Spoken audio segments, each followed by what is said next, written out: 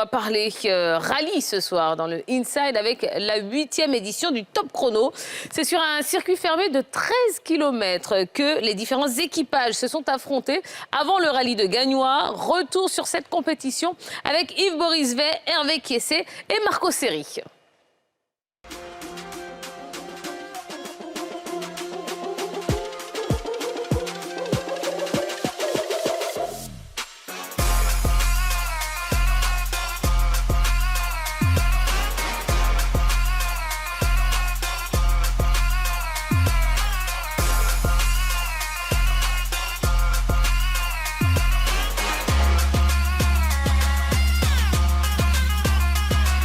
Salut à tous, nous sommes dans la zone de Cocody Angré à Djorogobité pour la 8e édition du Top Chrono TFRC. C'est 20 équipages qui vont arpenter en 3 tours les 13 km du circuit. Laquelle va remporter cette édition? Réponse dans ce Inside.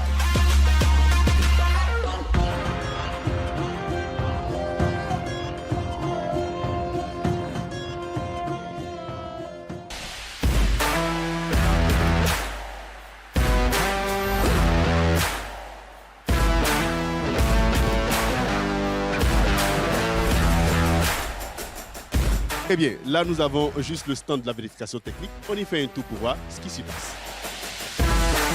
La vérification administrative consiste à vérifier tout ce qui est documents administratifs, carte grise du véhicule, assurance, fiche médicale, etc.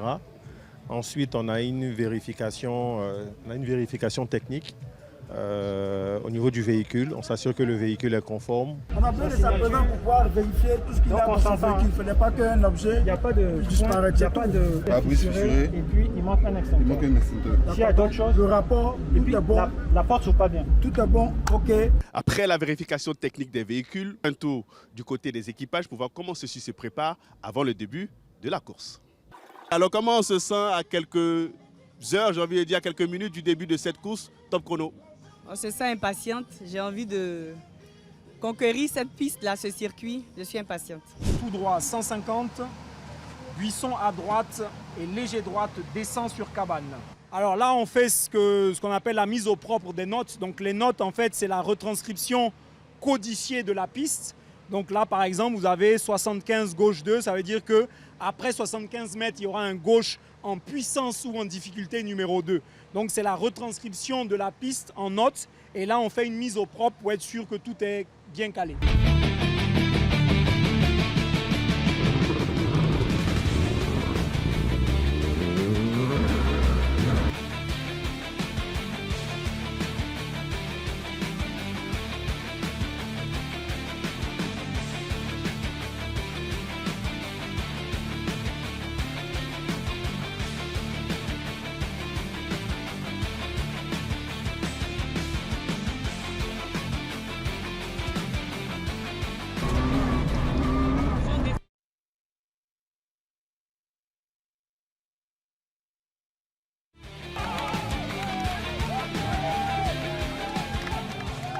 Je pense que le parcours est technique, c'est beaucoup technique. Je suis bluffé par la compétence des compétiteurs. Je pense qu'ils roulent bien et ça donne envie aussi et on a envie de les soutenir en tout cas.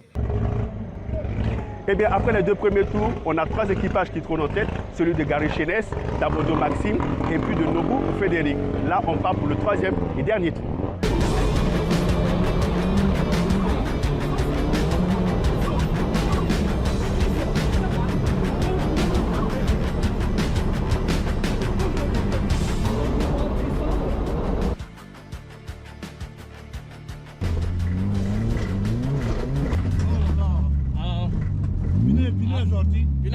Ouais.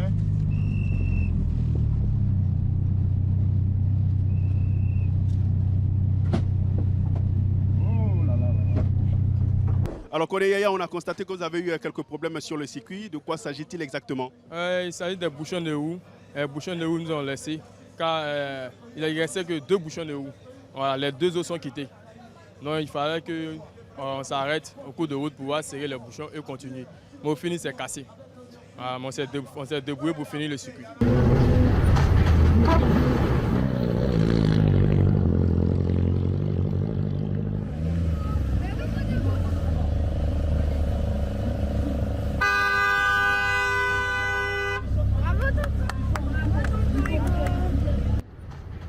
pilotes ont apprécié et c'est ce qui est le plus important.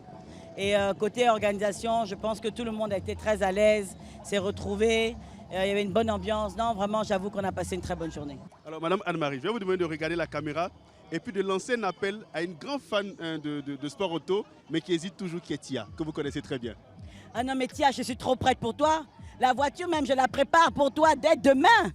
On a besoin d'équipage féminin et puis on a besoin de sourire.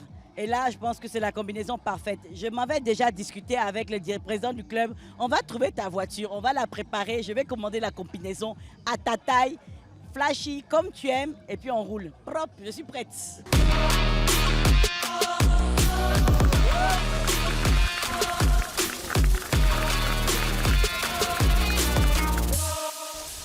Eh bien, c'est un excellent top chrono auquel nous avons assisté. Victoire de l'équipage 1 composé de Gary Chénès et de Coma Romain chez les hommes. Chez les dames, la palme est revenue au duo Carole Rouanet et Yaren Kwasi-Lenoir. On va se donner rendez-vous l'année prochaine pour l'édition 9. Cependant, nous on s'offre un tour sur le circuit.